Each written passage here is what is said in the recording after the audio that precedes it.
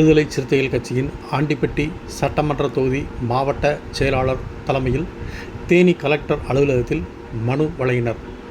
தேனி மாவட்ட ஆட்சியர் அலுவலகத்தில் விடுதலை சிறுத்தைகள் கட்சியின் சார்பில் ஆண்டிப்பட்டி சட்டமன்ற தொகுதி மாவட்ட செயலாளர் குழந்தைராஜ் தலைமையில் மனு வழங்கினர்.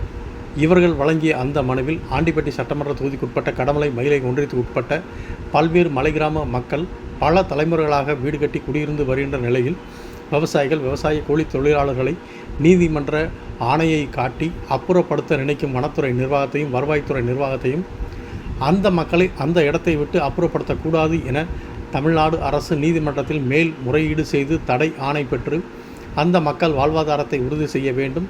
அதை மீறும் பட்சத்தில் அப்பகுதி மக்களை திரட்டி விடுதலை சிறுத்தைகள் கட்சி தலைவரை அழைத்து தொடர் உண்ணாவிரத போராட்டம் நடத்துவதாக இவர்கள் வழங்கிய அந்த மனுவில் இருந்தது.